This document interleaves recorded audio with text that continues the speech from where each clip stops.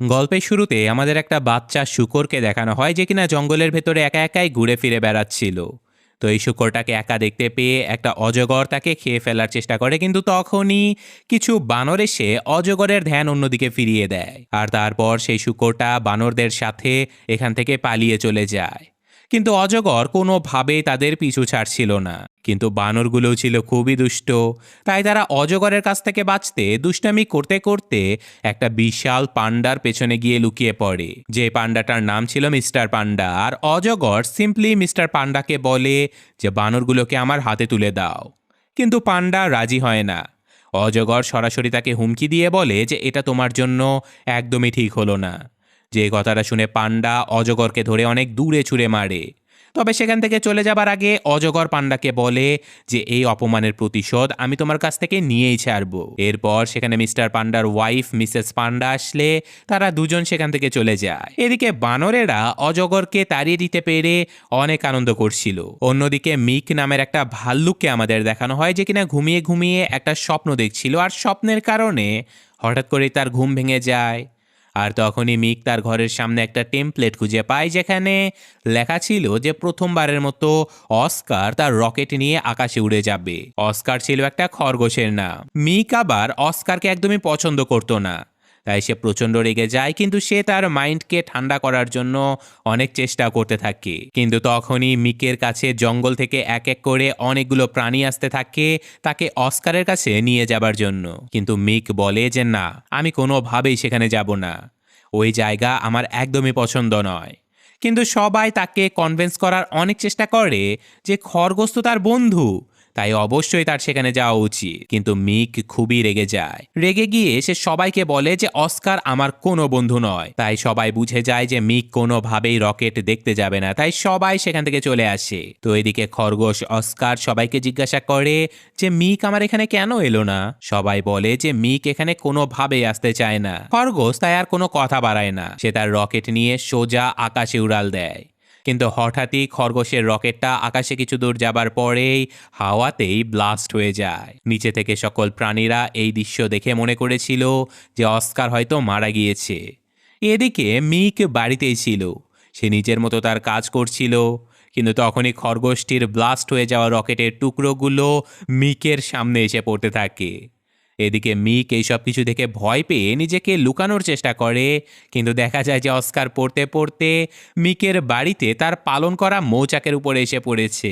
ফলে মৌমাছিরা তাদের ধাওয়া করতে শুরু করে দেয়। তো মিক এইসব কিছু থেকে বাঁচার জন্য খরগোশটাকে নিয়ে নিজের বাড়িতে ঢুকে যায়। এদিকে আমাদের কিছু বক পাখি দেখানো হয় যারা বিভিন্ন প্রাণীদের বাচ্চাদের ডেলিভারি করতো তাদের মায়ের কাছে। এদের মধ্যে কার্ল নামের একটা বক ছিল, আর তাকে দেখে তার দলের বাকি বকেরা হাসাহাসি করছিল। কারণ একবার কার্ল জেব্রার একটা বাচ্চাকে ঘোড়াদের কাছে ডেলিভারি করে দিয়েছিল, আর এখন তারা পান্ডার বাচ্চাদেরকে ডেলিভারি করতে যাচ্ছিল। কার্ল আবারও যদি উল্টাপাল্টা ডেলিভারি করে ফেলে সেই ভয়ে বকেরা সবাই তাকে ডেলিভারির কাজ করতে নিষেধ করে দেয়। এরপর কার্লের কাছ থেকে তারা আলাদা হয়ে যায়, আর এমন সময় অস্কারের বিস্ফোরিত হয়ে যাওয়া রকেটের একটা অংশ পড়তে পড়তে কার্লের গায়ে আটকে যায়, যার ফলে কার্ল দিশা হারিয়ে একটা গাছের সাথে ধাক্কা খেয়ে নিচে পড়ে যায়। আর এই জন্য সে ভুলে যায় যে বাচ্চাটা অ্যাকচুয়ালি কার কাছে ডেলিভারি করার কথা ছিল। এদিক সেদিক তাকিয়ে সে তার সামনে মিকের বাড়ি দেখতে পায়। সে মনে করে যে হয়তো ভাল্লুকের বাচ্চাই তার ডেলিভারি করার কথা ছিল, তাই বাচ্চাটাকে সে মিকের বাড়ির সামনে রেখে সেখান থেকে চলে যায়। আর অন্যদিকে মিক তার মৌমাছিগুলো সেখান থেকে উড়ে যাবার কারণে খরগোশকেই দোষারোপ করতে থাকে। খরগোশ বলে যদি সে মৌমাছিগুলোকে সঠিক জায়গায় রাখতো তাহলে তো সেগুলো উড়ে যেত না। মিক রেগে মেগে বলে যে দেখো, তুমি আমার কোনো বন্ধু নও, তোমার সাথে তর্ক করার আমার একদমই মুড নেই। তুমি একজন ব্যর্থ খরগোশ, তোমার উল্টাপাল্টা কাজের জন্য সব সময় আমাদের ভোগান্তিতে পড়তে হয়। পর সে খরগোশকে তার বাড়ি থেকে বেরিয়ে যেতে বলে। কিন্তু খরগোশ তাকে বলে যে হ্যাঁ, তুমি ঠিকই বলেছ, তবে আমি তোমাকে মৌমাছির আরও একটা চাক বানিয়ে দেব। কিন্তু এরপরেও মিক তাকে বাড়ি থেকে বেরিয়ে যেতে বলে। খরগোশ মিককে অনেক রিকোয়েস্ট করে যে তার পুরো বাড়ি ধ্বংস হয়ে গেছে, তাই কিছুদিনের জন্য সে মিকের সাথে তার বাড়িতেই থাকতে চায়। ঠিক এমন সময় তার একটা বাচ্চার কান্নার আওয়াজ শুনতে পায়। কান্নার আওয়াজটা খুঁজতে খুঁজতে তার একটা বেবি পান্ডা খুঁজে পায়। আর এদিকে অস্কার বেবি পান্ডার পুটলি থেকে একটা চিরকুটও খুঁজে পায়, যে চিরকুটটা পড়ে সে মিককে বলে যে তুমি একে অর্ডার করেছো কেন? মিক বলে যে আমি তো কোনো বাচ্চা অর্ডার করিনি। কিন্তু তখনই বাচ্চা পান্ডাটি কান্না শুরু করে দেয়। মিক অস্কারকে বলে যে এর কান্না এখনই থামাও, আমি বাচ্চাদের কান্না একদমই সহ্য করতে পারি না। অস্কার বলে যে হয়তো বাচ্চাটার খুব ক্ষুধা পেয়েছে, তাকে এখনই দুধ খাওয়াতে হবে। তখন তারা দুজন মিলে নারকেলের পানি বাচ্চাটাকে খাওয়ায়। পানি খেয়ে বাচ্চাটার কান্না থেমে যায়। আর অস্কার মিককে বলে যে বাচ্চাটাকে তাদের সাথেই রাখতে হবে।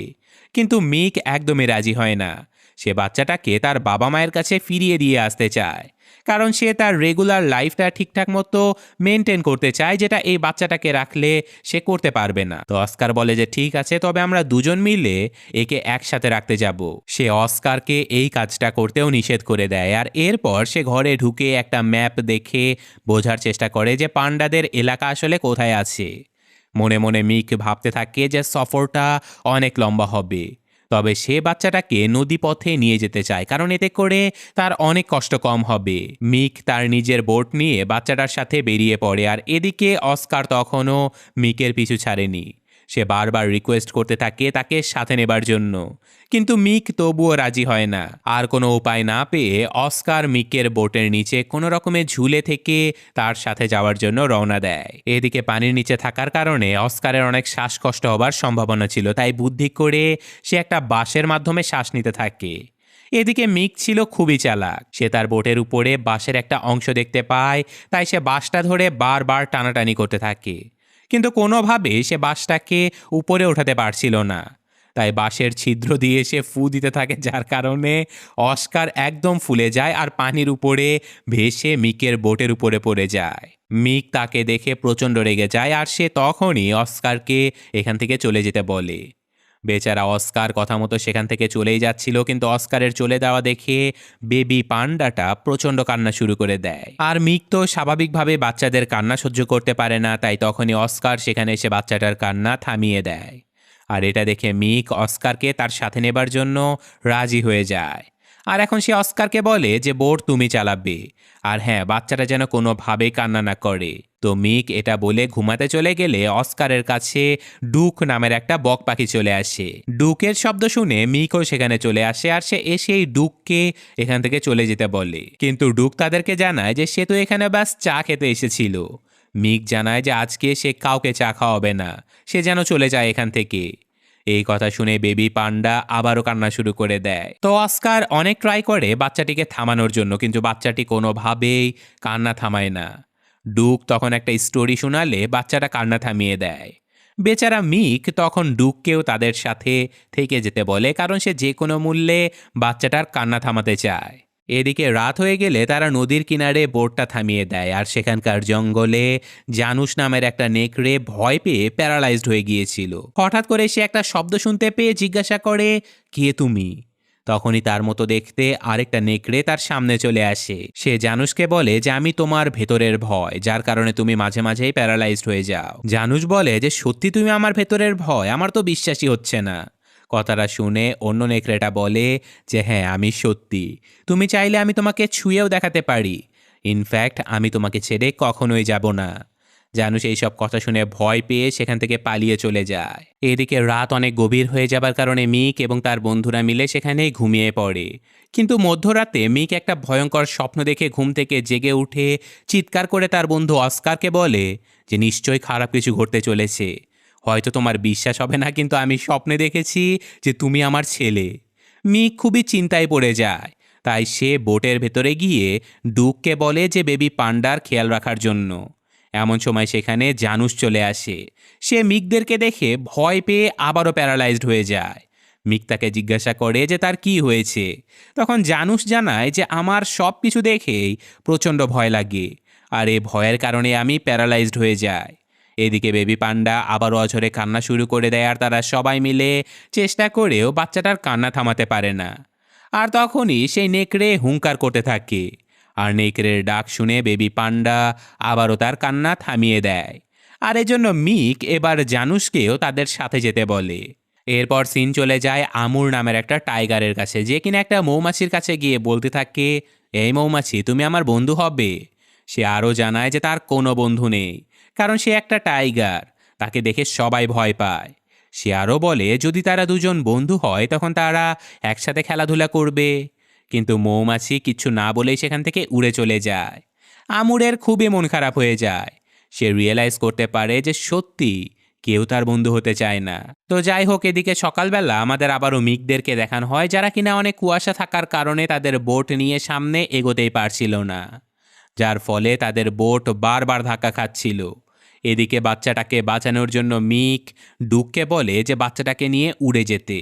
তো কথা মতো ডুক বাচ্চাটাকে নিয়ে উড়ে চলে যায় আর বলে যে সামনেই কিনারা রয়েছে, কোনো রকমে তোমরা বোটটিকে চালিয়ে কিনারার দিকে নিয়ে যাবার চেষ্টা করো। তো অস্কার বোট চালানোর দায়িত্ব নিয়ে নেয়, আর যেহেতু কুয়াশার কারণে কিছুই দেখা যাচ্ছিল না, তাই বোটটা একটা বড় পাথরের সাথে ধাক্কা খেয়ে ভেঙে চুরমার হয়ে কিনারায় গিয়ে পড়ে। মিক অস্কারকে দেখে খুবই রাগারাগি করে বলে যে আমারই ভুল ছিল, আমি তোমাকে বোট চালাতে দিয়েছি। সে এতটাই রেগে গিয়েছিল যে সব প্রাণীদেরকে যার যার মতো বাড়িতে ফিরে যেতে বলে। এই কথাগুলো শুনেই বাচ্চা পান্ডাটা আবারও কান্না শুরু করে দেয়। মিক এবার নিজেই দায়িত্ব নেয় বাচ্চাটাকে থামানোর জন্য, কিন্তু বাচ্চাটা কোনোভাবেই কান্না থামাচ্ছিল না। আর তখনই সেখানে আমুর নামের সেই টাইগারটা এসে বলে যে সে এখান দিয়ে যাচ্ছিল, তবে বাচ্চার কান্নার আওয়াজ শুনে এগিয়ে এসেছে। আর আমুরকে দেখে বাচ্চাটা কান্না থামিয়ে দেয়। তো মিক এবার আমুরকে বলে যে আমি বেবি পান্ডাটাকে তার বাবা মায়ের কাছে দিয়ে আসতে যাচ্ছি, তুমি কি আমাদের সাথে যাবে? তো যাই হোক, এরপর দেখা যায় যে তারা সবাই মিলে মরুভূমির পথ ধরে সে বেবি পান্ডাটাকে তার বাড়িতে ফিরিয়ে দিয়ে আসতে যাচ্ছে। যেতে যেতে তারা বিশাল একটা দেয়ালের সামনে এসে পৌঁছায়, যেটা দেখে ডুক বলে যে আমরা হয়তো চায়নাতে চলে এসেছি, এটা চায়নার সেই বিখ্যাত দ্য গ্রেট ওয়াল। এরপর সে বেবি পান্ডাকে নিয়ে দেয়ালের ওপারে উড়ে চলে যায়, আর মিক এক এক করে সবাইকে উঠিয়ে দেয়ালের উপরে ছুঁড়ে মারে। কিন্তু শেষে দেখা যায় যে সে নিজেই দেয়ালের এপারে রয়ে গিয়েছে। তো কোনো উপায় না পেয়ে সে একটা কাঠের টুকরোর সাহায্য নেয়। তারপর সে ডুককে বলে যে কাঠের টুকরোটির উপরে একটা পাথর ফেলে দাও। এভাবে সে দেয়ালের এপারে চলে আসে। মিক বেবি পান্ডাটাকে নিচে নামিয়ে দেয়। বাচ্চাটা নিজের পায়ে ধীরে ধীরে হেঁটে যাচ্ছিল, আর সবাই এটা দেখে অনেক খুশি হয়ে যায়। এমন সময় হঠাৎই তাদের পেছন থেকে অনেকগুলো হাতি দৌড়ে আসছিল। হাতির হাত থেকে বাঁচার জন্য তারা দ্রুত সেখান থেকে পালিয়ে যায়। এরপর মিক এসে বলে যে বিশ্রামের জন্য তাদের কোথাও একটু থামা প্রয়োজন। তো যেই ভাবা সেই কাজ, তারা বিশ্রামের জন্য একটা জায়গা সিলেক্ট করে। এদিকে অস্কার গান গেয়ে বেবি পান্ডাকে ঘুম পাড়িয়ে দিচ্ছিল, যেটা দেখে বাচ্চা পান্ডাটি অস্কারকে বাবা বাবা বলে ডাকতে থাকে। অস্কার প্রচণ্ড মন খারাপ করে বলে যে খুব তাড়াতাড়ি তুমি তোমার বাবা মায়ের কাছে ফিরে যাবে বাচ্চা। এমন সময় সেখানে আমরা জঙ্গলের মধ্যে সেই অজগর সাপটিকে দেখতে পাই। অজগরটি অস্কারের বলা কথাগুলো শুনে ফেলেছিল। তার মনে পড়ে যায় যে মিস্টার পান্ডা তার সাথে কি বাজে আচরণটাই না করেছিল। ইনফ্যাক্ট সে তো মিস্টার পান্ডার কাছ থেকে বদলাও নিতে চেয়েছিল। তাই সে প্ল্যান করে বেবি পান্ডাকে তার সাথে কিডন্যাপ করে নিয়ে যাবে। ঠিক ওই সময় মিক ঘুমের মধ্যে একটা খারাপ স্বপ্ন দেখে ঘুম থেকে জেগে যায়। তখন সে খেয়াল করে যে বেবি পান্ডা তাদের সাথে নেই। সবাই মিলে বাচ্চাটাকে খোঁজাখুঁজি শুরু করে দেয়, কিন্তু কেউ বাচ্চাটাকে খুঁজেই পায় না।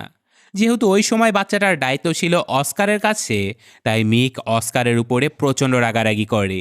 এদিকে ডুকও তাকে বকাবকি শুরু করে দেয়। সে মিককে বলে যে তুমি তো আগেই জানতে অস্কার বাচ্চার খেয়াল রাখতে পারবে না, তারপরও তুমি কেন তাকে বাচ্চার দায়িত্ব দিয়েছিলে? তখন মিক বলে যে বাচ্চার দায়িত্ব সবারই ছিল, তোমরা চাইলে বাচ্চার দায়িত্ব রাখতে পারতে। আসলে তোমরা সবাই আমার ঘোড়ার মতো, শুধু ঘুমাতেই জানো। এরপর সবাই রাগারাগি করে যে যার মতো আলাদা হয়ে যায়, কিন্তু জানোস একাই জঙ্গলের ভেতরে থেকে গিয়েছিল। আর একা থাকার কারণে তার মধ্যে আবারও ভয় ঢুকে যেতে থাকে, ফলে সে পুনরায় প্যারালাইজড হয়ে যায়। তখন সেখানে জানোসের ভেতরের ভয় তার কাছে এসে আবারও তাকে ভয় দেখাতে থাকে। এদিকে মিক আপন মনে বিড়বিড় করতে করতে হেঁটে যাচ্ছিল। সে একা একাই বলতে থাকে যে আমি একটা ফ্যামিলিকে মিল করিয়ে দিতে চেয়েছিলাম, কিন্তু আমি পারলাম না। নিজের মনে হঠাৎ করে সে জোর এনে বলে যে চাইলে সে এখনও বাচ্চাটাকে খুঁজে তার ফ্যামিলির কাছে পৌঁছে দিতে পারবে। তাই সে রাগ কমিয়ে আবারও বাচ্চাটাকে খুঁজতে বের হয়ে যায়। এদিকে অস্কারেরও মনে হতে থাকে যে এবার আসলে দোষটা তারই ছিল, তাই সেও এবার বাচ্চাটাকে খোঁজা শুরু করে দেয়। আর এভাবেই সব প্রাণীরা মনে মনে তাদের ভুল বুঝতে পারে, তাই তারা সবাই একসাথে নিজেদের রাগ ত্যাগ করে আবারও বাচ্চাটাকে খুঁজতে লেগে পড়ে। এদিকে জানোস নিজের মনকে অভয় দিয়ে তার ভয়কে বলে যে তুমি এখান থেকে চলে যাও। সে দেখতে পায় যে সব প্রাণীরাই তার দিকে এগিয়ে আসছে, আর এভাবে একসাথে মিলিত হয়ে তারা আবারও বাচ্চাটাকে খুঁজতে শুরু করে দেয়। আর এখন আমরা সিনেমার শুরুতে দেখানো সেই 3 বানরটাকে দেখতে পাই, যারা কিনা সবাইকে বুঝাতে থাকে যে একটা অজগর বাচ্চাটাকে নিয়ে চলে গিয়েছে। এরপর বানর 3টা তাদেরকে অজগরের গুহাতে নিয়ে চলে যায়। এদিকে অজগরটা বেবি পান্ডাকে বলছিল যে তোমার কান্নার কোনো প্রয়োজন নেই, কিছুক্ষণের মধ্যেই আমি তোমাকে খেয়ে ফেলবো। তখনই কিছু একটা শব্দ শুনতে পেয়ে অজগর তার গুহা থেকে বেরিয়ে আসে।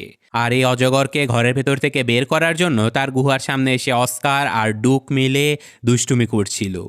অজগর রেগে গিয়ে তাদের সবার উপরে হামলা করে দেয়, আর এক পর্যায়ে সে মিককে পেঁচিয়ে ধরে। তাকে বাঁচানোর জন্য অস্কার অজগরের সাথে লড়াই শুরু করে দেয়। তখন সেখানে আমুর চলে আসে। সে অজগরকে ধাওয়া করতে শুরু করে দেয়, কিন্তু অজগর আমুরকেই খেতে যাচ্ছিল।